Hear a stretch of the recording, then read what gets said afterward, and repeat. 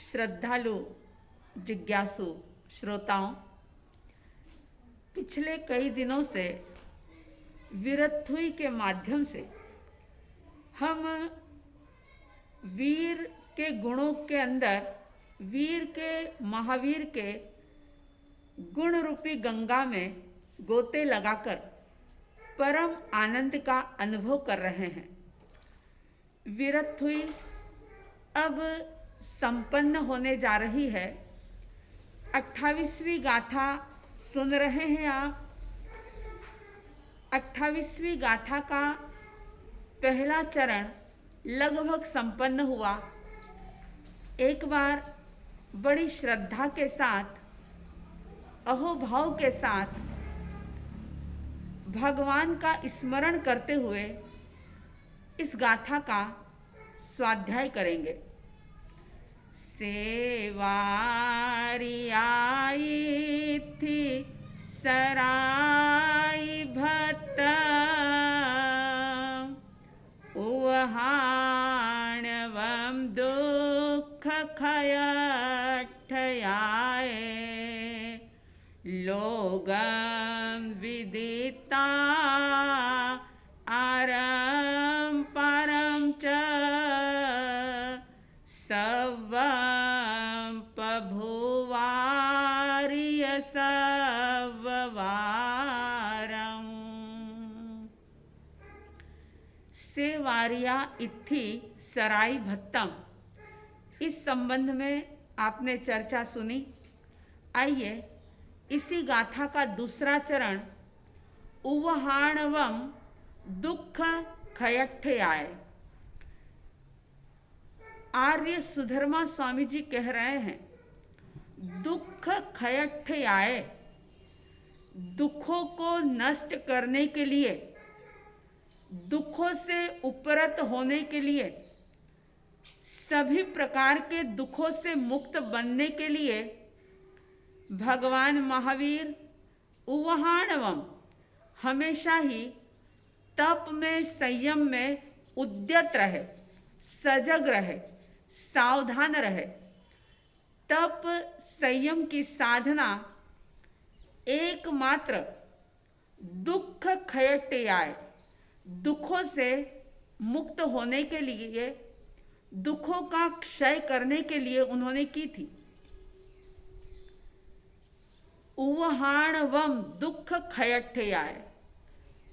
आपके मन में सवाल होगा, क्या भगवान महावीर जैसे को भी किसी प्रकार का दुख था? जी हाँ, प्रत्येक प्राणी दुखों से घिरा हुआ है। अगर दूसरा कोई दुख हो या ना हो, लेकिन जन्म मृत्यु का, रोग का, बुढ़ापे का दुख, 4 महादुख प्रत्येक प्राणी के साथ लगे हुए हैं। और जब तक इन दुखों से छुटकारा नहीं होता, तब तक व्यक्ति सिद्ध अवस्था को प्राप्त नहीं करता। परमात्मा ने जो साधना की, बहुत ध्यान देने जैसी बात कि बहुत सारे लोग तप करते हैं, रात्रि भोजन का त्याग भी करते हैं, काम भोगों से भी कुछ विरत हो जाते हैं, जीवन में मर्यादा भी कर लेते हैं। लेकिन देखना होगा कि उनका लक्ष्य क्या है, किसके लिए कर रहे हैं, क्यों कर रहे हैं। अगर क्षणिक सांसारिक वस्तु पाने का लक्ष्य रहा और उसके लिए अगर नियमों का पालन किया, मर्यादाएं की और तप, विविध प्रकार के तप भी कर लिए और लक्ष्य सिर्फ रहा यह लौकिक वस्तुओं को पाने का या यह लौकिक कुछ दुख दर्द मिटाने का, कुछ प्राप्ति का, उपलब्धि का, अगर ये लक्ष्य रहा, तो सोचिए कि वो साधना सफल कैसे होगी। इतनी महत्वपूर्ण साधना जो हमारी आत्मा को पवित्र बना दे, जो हमारे जन्म मरण के चक्र से हमें छुड़वा दे, इतना सामर्थ्य जिस साधना के अंदर है, अगर उस साधना का प्रयोग क्षणिक वस्तु को प्राप्त करने के लिए किया तो फिर उसके जैसा हतभागी शायद कोई दूसरा नहीं होगा। तो अपने आप को बिल्कुल क्लियर करें, अपना विज़न क्लियर करें, अपना लक्ष्य बनाएं कि मुझे साधना क्यों करनी है, तप क्यों करना है। 12 प्रकार के तप की चर्चा आपने कई बार सुनी होगी, पढ़ी होगी। सबसे पहला तप अनशन। मैं आपको ये बात इसलिए बता रही हूँ कि भगवान महावीर दुखों का क्षय करने के लिए, दुखों से मुक्त होने के लिए तप में हमेशा सावधान रहे, तप में हमेशा प्रवृत्त रहे। तो तप 12 प्रकार का है। बहुत सारे लोग हैं जो सारी जिंदगी सिर्फ अनशन तक ही अटक करके रह जाते हैं। अनशन ही एक तप नहीं है, सिर्फ उपवास कर लेना मात्र तप नहीं है। उसके आगे भी बताया कि अनशन से भी ज़्यादा कठिन है उणोदरी करना। अगर ताले लगे हुए हो, लॉक किया हुआ हो, तो व्यक्ति निश्चिंत रहता है कि मेरा सामान सुरक्षित है। लेकिन लॉक भी ना लगा हो और बहुत अच्छा कीमती सामान रखा हो और चोर भी घूम रहे हो और ऐसे में चोरी ना हो, ये बहुत बड़ा आश्चर्य होता है। तो भोजन की सामग्री सामने है, व्यक्ति भोजन भी कर रहा है, लेकिन भोजन करते हुए भी सजगता रखनी कि भूख से थोड़ा कम खाना है। तो ये अनशन से भी बड़ा तप है, लेकिन इसकी तरफ व्यक्ति का ध्यान नहीं जाता। 8 दिन, 15 दिन या महीने में एक उपवास करके व्यक्ति समझ लेता है कि मैंने तप कर लिया। और ज्ञानी कहते हैं कि उणोदरी तप रोज ही करना होता है। अनशन, उणोदरी, फिर भिक्षाचरी। भिक्षाचरी का मतलब लोग समझते हैं कि ये तो सिर्फ साधु साध्वी भगवंतों के लिए तप है, लेकिन ऐसी बात नहीं है। गृहस्थ भी इस तप को कर सकते हैं और इस तप को इस रूप में कर सकते हैं कि जो भी आपके सामने भोजन आया है, जैसा भी भोजन है, चाहे वो स्वाद है चाहे वो बेस्वाद है, उस भोजन को बड़ी सजगता के साथ ग्रहण करना, जो मिला है उसमें समभाव रखना, संतुष्ट रहना और परमात्मा का प्रसाद या अपने पुण्य का प्रसाद समझ करके बिल्कुल राग द्वेष रहित होकर के सम्यक भावों के साथ, समभावों के साथ उसको ग्रहण करना, ये भी भिक्षाचरी के अंतर्गत आएगा। फिर बता दिया रस परित्याग तप। रस परित्याग का मतलब है दूध, दही, घी, तेल और चीनी, ये 5 प्रकार की विगय होती है। और अगर रस देखें तो नमक भी इसके अंदर अगर शामिल कर दिया जाए तो 6 रस होते हैं। इन रसों में से एक एक रस का रोज त्याग करना, स्वाद का त्याग करना, ये रस परित्याग तप है। आइंबिल, निवी, ये तप इसी के अंतर्गत आते हैं। अगर आइंबिल ना हो सके तो एक रस का त्याग, एक विगय का त्याग जरूर करें। सावधानी के साथ करें, सजगता के साथ करें, संकल्प के साथ करें। क्योंकि अगर संकल्प नहीं किया और वैसे ही आप छोड़ रहे हो, सहज में ही छूट रहा है, तो वो तप के अंतर्गत नहीं आएगा। तो रस परित्याग तप करें। तप के अंदर इसलिए प्रवृत्त रहें कि हमारे दुखों का क्षय हो। और अनुभवियों ने तप की व्याख्या करते हुए बताया, तप 2 अक्षर हैं इसके अंदर। त यानी तत्काल और प यानी पवित्र करे। जो तत्काल, तुरंत, तत्क्षण हमें पवित्र कर दे, वो होता है तप। तो अनशन, उणोदरी, भिक्षाचर्या, रस परित्याग, कायाक्लेश। कायाक्लेश का मतलब है थोड़ा सा इस शरीर को कंफर्ट जोन से बाहर निकालना, थोड़ी सी सुख सुविधाओं का त्याग करना, थोड़ा सा इस शरीर को तपाना, ये कायक्लेश तप है। और कायक्लेश तप अपने आप के साथ हिंसा वाली बात नहीं है, लेकिन ये काया को, मन को साधने के ये प्रयोग है। जैसे कोई पहलवान दंड पेलता है, कसरत करता है, तो ये कोई हिंसा नहीं है, लेकिन अपने आप को साधने वाली बात होती है। तो इसके लिए काया क्लेश तब करें, प्रतिसल्लीनता यानी कि अपने इंद्रियों को संकुचित करें, इंद्रियों को कंट्रोल में करें, संयमित करें, ये प्रतिसल्लीनता तप है।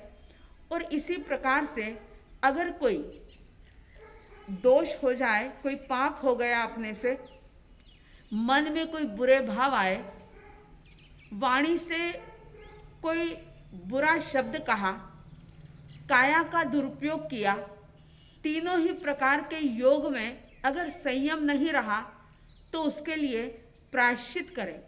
प्रायश्चित का मतलब है कि जो भी कोई गलत काम हुआ हो उसके एवज में अपने आप को ही किसी प्रकार से पनिश करना, यानी कोई भी एक संकल्प करना प्रायश्चित के रूप में कि अगर इंद्रियों की लोलुपता रही, अगर वाणी का दुरुपयोग हुआ तो एक दिन नमक का त्याग करेंगे, एक दिन चीनी का त्याग करेंगे। अलग अलग प्रकार से अगर काया का दुरुपयोग किया है तो 27 वंदना करेंगे विधिवत। इस प्रकार से अनेक प्रकार हो सकते हैं इसके, कुछ न कुछ प्रायश्चित को ग्रहण करना, ये भी एक प्रकार का तप है। मेरा कहने का अभिप्राय यह है कि सिर्फ उपवास, ऐनबिल, एकाशने को ही तप न मत समझो, ये सारे तप हैं और ये निरंतर ही, रोज ही जीवन के अंदर शामिल होने चाहिए। फिर आगे ज्ञानीजन बताते हैं विनय, यानी गुणी जनों के प्रति, गुणवानों के प्रति विनय का भाव रखो, पूज्य जनों के प्रति नम्रता का, विनय का भाव रखो, ये भी एक प्रकार का तप होगा। कोई रोगी है, तपस्वी है, ग्लान है, बुजुर्ग है, तो उसकी व्यावृत्ति करो, उसकी सेवा करो, अग्लान भाव से, बिना घृणा के अगर उसकी दिलो जान से सेवा की तो ये भी एक प्रकार का तप होगा। चाहे आप भोजन कर रहे हैं, लेकिन भोजन करने के साथ ही अगर आप किसी को जरूरतमंद की सेवा कर रहे हो, किसी को सेवा का दान दे रहे हो, तो ये भी एक प्रकार का तप है। और ज्ञानी जनों ने व्यावृत्ति का बहुत बड़ा लाभ बताया है। व्यावृत्ति यानी सेवा, सेवा से तीर्थंकर नाम गोत्र का भी बंधन हो सकता है। अगर उत्कृष्ट भाव आ जाए, अगर भावों की श्रेष्ठता के साथ, उच्चता के साथ अगर किसी की सेवा की जाए तो इस तप से आत्मा इतनी परिशुद्ध हो जाती है कि वह तीर्थंकर जैसे पद को भी प्राप्त कर सकती है। फिर आगे ज्ञानीजन बताते हैं स्वाध्याय करो। स्वाध्याय, ध्यान, कायोत्सर्ग, ये उत्तरोत्तर आगे बढ़ते हुए ये ऐसे तप हैं कि जो हमारे एक एक आत्म प्रदेशों पर जो भी कर्म की कलुषता लगी हुई है, जो भी कर्मों की कालिमा लगी हुई है, वो धुल जाती है, मिट जाती है। तो 12 प्रकार के तप, 6 बाह्य तप, 6 आभ्यंतर तप, इन तप को समझें, जानें और जितना हो सके उसको करने के लिए हमेशा सजग रहें, सावधान रहें। अगर आप स्वाध्याय कर रहे हैं तो स्वाध्याय का भी ये मतलब नहीं है कि कोई पुस्तक लेकर के ही पढ़ना है या कोई शास्त्र की गाथाएं दोहराना, इसी का नाम स्वाध्याय नहीं। अगर आप आत्मचिंतन कर रहे हैं कि मैं पुद्गल नहीं हूँ, मैं ये जड़ नहीं हूँ, मैं जो दिख रहा हूँ, ये नाम रूप जो भी मेरा है, ये मैं नहीं हूँ, मैं तो इनसे भी भिन्न बिल्कुल निराला आत्म द्रव्य हूँ, मैं आत्म तत्व हूँ। अगर इस प्रकार का अहोभाव आपके अंदर आ रहा है और आप अपने आप की पहचान कर रहे हैं, नाम रूप में छुपा मैं हूँ एक आत्मा, नाम रूप में छुपा मैं हूँ एक आत्मा, सहज रूप है मेरा शुद्ध बुद्ध आत्मा सहज रूप है मेरा, शुद्ध बुद्ध आत्मा। अगर आत्मचिंतन हो रहा है, अपने स्वयं के साथ आप जुड़ रहे हो, तो यह स्वाध्याय, स्व प्लस अध्ययन, अपना ही अध्ययन करना, अपना ही विश्लेषण करना, यह स्वाध्याय है। और जब स्वाध्याय सधता है तो उसके बाद ध्यान होता है। ध्यान, इस बात की सजगता रखें कि हम आर्त ध्यान, रौद्र ध्यान में ना जाएं। हम जो वस्तु चली गई है उसके बारे में ना सोचें, जो वस्तु आगे भविष्य में कभी मिलने वाली है, ना मिलने वाली है, उसके बारे में ना सोचें। हम सिर्फ वर्तमान में जीने की कोशिश करें तो वो धर्म ध्यान होगा। कोई भी पद लेकर के, परमात्मा की वाणी का एक शब्द लेकर के अगर उस पर चिंतन किया, मंथन किया, मनन किया, तो वो भी धर्म ध्यान होगा। इस प्रकार से ध्यान की साधना करें, ध्यान का तप करें। और बाद में बता दिया कायोत्सर्ग, जिसे व्युत्सर्ग भी कहा जाता है, कि काया के साथ, इस शरीर के साथ रहते हुए भी इसके त्याग का प्रैक्टिकल करना, काया का उत्सर्ग करना, यानी काया के साथ रह करके भी कुछ क्षणों के लिए इससे अलग अनुभूति करना। इस प्रकार के 12 तप परमात्मा ने बताए हैं। और ये कहा है कि उवहाण वम दुख खयट्टयाय, दुखों से मुक्त होने के लिए इन तपों में प्रवृत्ति करो। परमात्मा ने यही किया था। और जब उन्होंने तप की साधना की तो उनको क्या प्राप्त हुआ, तब संयम की साधना से क्या पाया उन्होंने, ये बात तीसरे चरण में बताई जाएगी। तो इस प्रकार से दूसरा चरण 28वीं गाथा का संपन्न होता है। सेवार्या इत्थि सराई भट्टम, ये पहला चरण। और दूसरा चरण उवहाणवम दुख खयट्टयाय, यानी परमात्मा महावीर दुखों को क्षय करने के लिए, दुखों से ऊपर उठने के लिए हमेशा तप में प्रवृत्तिशील रहे, हमेशा तप को साधते रहे, तप करते रहे। अब इस तप को करने से क्या लाभ हुआ, ये आगे के चरण में देखेंगे। आइए बड़ी श्रद्धा और भक्ति के साथ उस परमात्मा महावीर का स्मरण करें, कृतज्ञ भाव भीतर में भरें कि जिन्होंने ऐसा मोक्ष का मार्ग बताया, बना बनाया रेडीमेड मार्ग हमें मिल गया है, बस चलने की ही देर है। कृतज्ञ भावों के साथ परमात्मा का स्मरण करते हुए वंदन करेंगे। जिनका परम पावन चरित जल निधि समान अपार है, जिनके गुणों के कथन में गणधर न पावे पार है। बस वीतराग विज्ञान ही जिनके कथन का सार है, उन सर्वदर्शी सन्मति को वंदना शतबार है, उन सर्वदर्शी सन्मति को वंदना शतबार है। परमात्मा महावीर की स्मृति के साथ आप सबके भीतर में तप करने का भाव प्रकट हो। सिर्फ अनशन यानी व्रत उपवास तक ही अटके ना रहें, बल्कि उणोदरी, भिक्षाचरी, रस परित्याग, उत्तरोत्तर तप के अंदर आप आगे से आगे बढ़ते रहें। ऐसी साध्वी द्वय की तरफ से हार्दिक हार्दिक शुभ मंगल भावनाओं के साथ जय प्रभु महावीर। जय गुरु आनंद।